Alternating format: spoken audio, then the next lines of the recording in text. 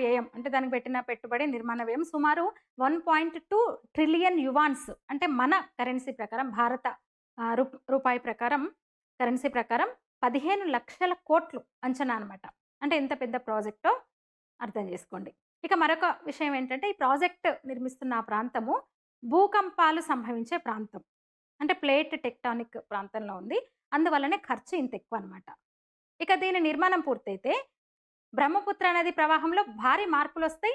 China దిగువకు విడుదల చేసే నీటి పరిమాణం తగ్గొచ్చు లేదా పెరగొచ్చు. వరదలొచ్చినప్పుడు డ్యామ్‌ను కాపాడుకోవడానికి ఒకేసారి వరదను కిందికి పంపించొచ్చు. ప్రవాహాన్ని వదలొచ్చు.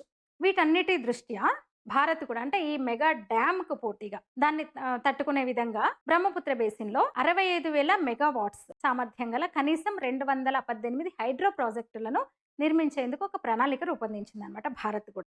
అంటే బ్రహ్మపుత్ర నది 12 సబ్ బేసిన్లలో కనీసం 288 పెద్ద ప్రాజెక్టులనమాట. వీటన్నిటి సామర్థ్యం 65 గిగావాట్స్. అంటే ప్రతి ఒక్కటి కూడా 25 మెగావాట్లకు పైగా నిర్మిస్తారు.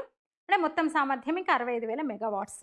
అంటే సాధారణ ప్రవాహము, సాధారణ వరదలు, ఫ్లాష్ ఫ్లడ్ పరిస్థితులకు గురయ్యే మొత్తం ప్రదేశాన్ని కవర్ చేయడానికి ఈ మల్టీ ప్రాజెక్ట్ విధానాన్ని అమలు చేయాలని డిసైడ్ అయ్యారనమాట. ఇక భారత్‌కి ప్రస్తుతం ఉన్న హైడ్రో పవర్ సామర్థ్యము 50,000 మెగావాట్స్. అంటే అర్థం చేసుకోండి, చైనాలో వస్తున్న ఈ కొత్త ప్రాజెక్ట్ ఒక్కటే భారత్ మొత్తం హైడ్రల్ ప్రాజెక్ట్స్ అన్నింటికంటే కూడా 10,000 మెగావాట్ల సామర్థ్యం ఎక్కువ.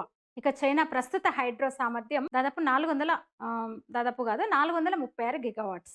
అట్లా భారత్ ప్రణాళికలో ఉన్న పైన చెప్పుకున్న 65,000 మెగావాట్స్ సామర్థ్యం గల 108 ప్రాజెక్టుల్లో అతిపెద్ద హైడ్రో పవర్ ప్లాంట్ అరుణాచల్ ప్రదేశ్లోని Siang upper multipurpose project SUMP 11,000 megawatts.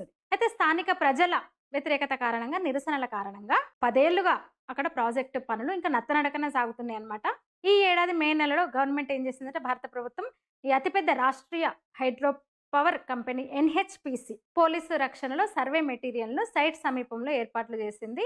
అట్లా ఈ మార్క్వి ప్రాజెక్టు పనులను వేగవంతం చేయడానికి ఇంకా సిద్ధమైందనమాట ప్రభుత్వము. అట్లా ఈ బ్రహ్మపుత్ర బేసిన్ అరుణాచల్ ప్రదేశ్, అసోం, సిక్కిం, మిజోరాం, మేఘాలయ, మణిపూర్, నాగాలాండ్ అట్లనే పశ్చిమ బెంగాల్‌లను కవర్ చేస్తుంది. అంటే భారత్‌లోని మొత్తం అన్‌ట్యాప్డ్ హైడ్రో పొటెన్షియల్‌లో 80% కంటే ఎక్కువ ఈ ప్రాంతంలో ఉందన్నమాట.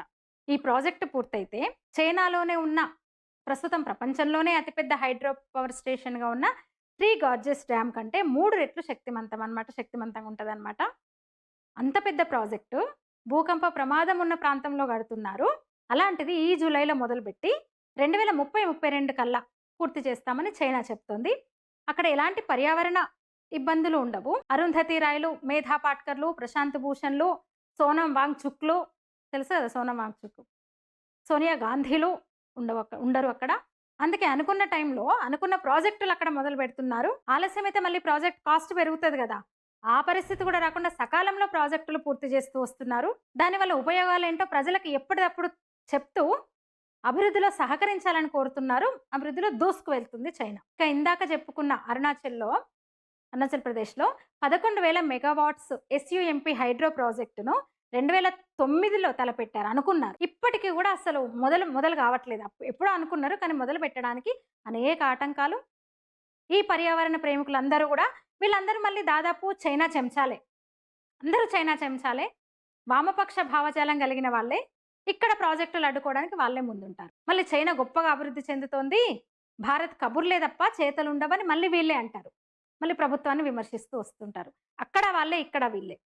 చైనా అలా దూసుకెళ్తోంది, వాళ్ళు ఇక్కడుండి భారత అభివృద్ధిని అడ్డుకుంటున్నారు. ఏమందని చెప్పండి, మీరేమంటారు? ఈ వీడియో మీద మీ అభిప్రాయం తెలియజేయండి. లైక్ చేయండి, షేర్ చేయండి, ఛానల్ని సబ్స్క్రైబ్ చేయండి. ధన్యవాదాలు.